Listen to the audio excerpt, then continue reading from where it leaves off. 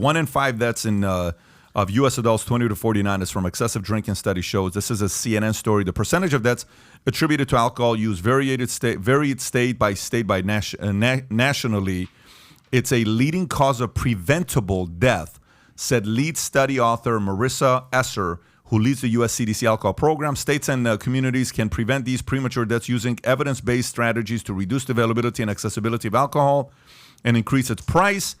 That can mean increasing taxes on alcohol or limiting where alcohol is sold. Esser added, the CDC defines moderate drinking as 2 drinks or less in a day for men, or 1 drink or less for women. 2/3 women. Why are they using women? Isn't it like it's offensive to use? Yeah, but anyways, like 2/3 of adults report drinking more than moderate amounts at least once a month. Adam.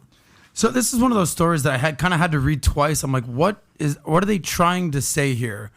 And the first thing I thought of when they said reduce the availability and accessibility of alcohol, it's like, yeah, we tried that one time before. It was called prohibition. How'd that work out? Yeah. Not so good. Yeah. Okay, that's not going to happen. All right, we're going to start increasing the taxes on alcohol, or increase limiting its price. Tom. Increasing taxes on alcohol and limiting where alcohol is sold. It's like, how many like I've been in the nightlife business and I go out and all that kind of stuff like that. It's like you go to a liquor store. What's the average bottle cost? 30, 40, 50 bucks. Okay. Yeah. Now, if you want to go buy that same exact bottle at a club, that's going to cost you 300, 400, 500 bucks. If you want to buy it per drink, that's 10, 12 bucks per drink. Sparklers. It's like whatever you do to go and try to figure out the price or the cost of the taxes, like people are going to drink. You're not going to figure that out. People are not going to stop drinking. People are not going to stop partying. By the way, especially during a recession. Hello? What do you mean, COVID? So whatever ideas you have to limit people from drinking, not going to happen. However, let me give you the other side of the coin, where I think that this idea can be implemented is harsher penalties for DUIs. It amazes me. I live in South Beach. It amazes me that there is not a DUI checkpoint every single weekend leaving South Beach. Yeah. It's fucking sitting ducks right there. You have no idea how many people are drinking. So you could drink as much as you want, party shot, I don't give a shit. But if you get behind the wheel of a car, now you got a problem, man. Yeah. Okay? Because if you drive a car, now you're endangering others. Obviously, we're all familiar with MAD, Mothers Against Drunk Driving. Yeah. Like, you should have to pay the price because you selfishly wanted to party, have a good time, and now you're endangering other people. We all know people that have gotten DUIs, pulled over, but it's so puzzling these days when you see a Paul Pelosi get a DUI, when you see a Tiger Woods get a DUI, you see Justin Bieber, Lindsay Lohan, famous DUIs out there. It's like, have you not heard of Uber, guys? Yeah. Like, what are we talking about here? Like, the average person these days can spend 20, 30, 40, 50 bucks on an Uber. Not going to be a problem.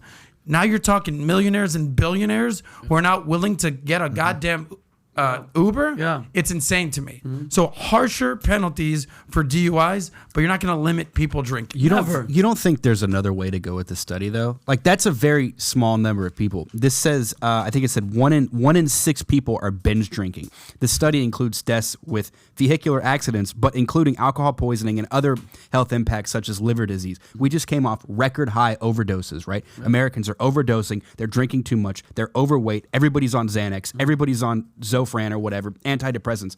When are leadership and leaders going to wake up and say that there's something wrong with Americans, that we've lost our way, that we're not happy, we're unhealthy, we're drinking ourselves to death, we're overdosing on drugs, we're taking too, there's something other than just people going out and partying on a Friday night, right? People are depressed, they're lost, their mental health sucks.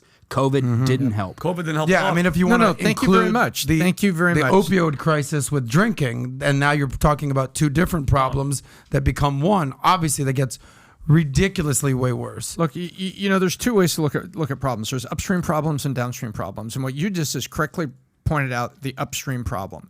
And I've said this before. Here's an example. A small lake is polluted. The downstream problem is, let's charge all the people in this community $10 million to build a giant filter and clean the lake.